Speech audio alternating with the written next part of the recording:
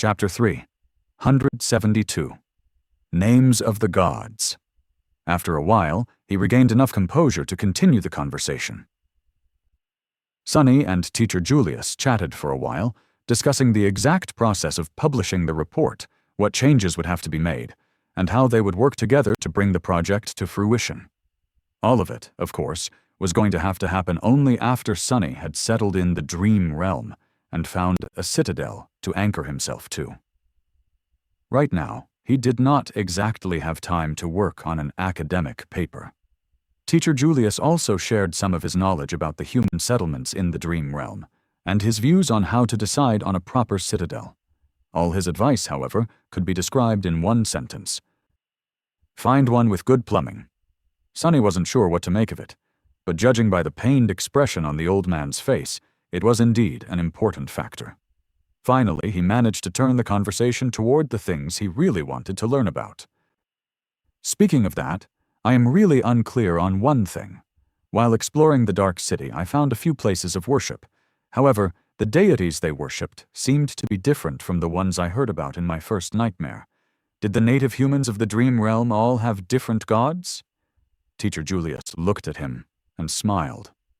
Ah, the gods. That is an interesting subject indeed. He thought for a few moments, then said, yes and no. The gods worshipped in different regions had different names, but from what we can tell, those names all described the same entities. The current consensus is that the gods of the dream realm were, in fact, actual beings, perhaps creatures of the divine rank. Sonny nodded. Really? Then, where are they now? The old man sighed. That is the strange thing about the gods. They are dead, just like everything else in the dream realm is dead. They seem to have been alive in the time periods of many of the nightmares, but the ruins we have encountered and explored mostly describe them as being destroyed. By what or whom, we do not know. We also don't know if they existed before or after the nightmare spell itself appeared. He lingered for a bit, then added, but we do know a few things about the gods. For example, how many of them there were. Sonny smiled. Let me guess. 7? Teacher Julius chuckled. You would think that, right? But no, there were only 6 gods. Their most common names were Sun, War, Beast, Storm, Heart, and Shadow. Although those names don't do them justice, truth be told. Sonny raised an eyebrow. Really? How so? His mentor rubbed his chin, then said doubtfully, well, a god is too vast of a being to be described with one word. Take the goddess of war. Oh yes, their gender seems to be very mercurial. The war god is supposed to be the deity of warfare, and in a sense, he, or she, is. But he is also the god of life. What? How does it make any sense? The old man smiled. War is synonymous with struggle. And what is life, if not a constant struggle for survival? So the goddess of war can also be called the goddess of life. She is also the goddess of progress, technology, craft, intellect, and through all of this, the patron goddess of humanity. Teacher Julius got engrossed in his favorite field and went on a small tangent. Or take the beast god. He is also often described as the goddess of the moon, as well as hunting, carnal desire, blood, beauty, and the cycle of birth and death. The sun god is also the lord of light, a manifestation of fire, passion, creation, and destruction. The storm god is also the god of the depths, of the oceans, of darkness, stars, travel, guidance, and disaster, and so on. Sonny coughed. What about shadow god? The eccentric instructor shrugged. I'm not too familiar with that one. As far as gods go, Shadow is not very prominent. Well, as a shadow should be, I guess.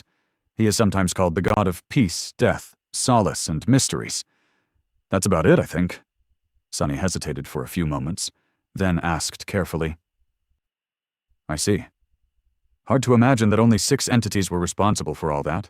Were there perhaps any other divine beings? Teacher Julius thought for a few moments, then shrugged. There certainly were many beings that were either partially divine, or even almost as powerful as the gods themselves. We don't know much about them, though. Take demons, for example. Sonny held his breath. Demons were such mysterious creatures. They were described as having power almost equal to that of the gods, but of a different nature. They also seem to have created themselves, or at least appeared out of nowhere. Almost nothing is known about them, except for the fact that there were 7 of them, one more terrible than the other. He raised an eyebrow. Terrible? Why were they terrible? The old man smiled. What can be more terrifying than a creature that came out of nowhere, wielding enough power to wage war against the heavens? Don't forget that what humans fear the most is the unknown. Perhaps the gods were much the same. Sonny hesitated for a long time, then finally asked, "Teacher Julius, have you ever heard about the unknown?" His mentor gave him a weird look, then laughed. "What kind of a question is that? Haven't I dedicated my whole life to exploring the unknown? I think the lack of sleep is getting to you, my boy. Come, I have wasted enough of your time. A newly awakened like you should be running around, trying to find patronage or ingratiate themselves to a welcoming clan. I'll recommend you several books on the gods and divinity to read once you have settled out there in the dream realm." Sonny smiled weakly, realizing that Teacher Julius did not know anything about the Weaver, the reasons for why the gods were dead, and the unknown. Strangely, he felt relieved.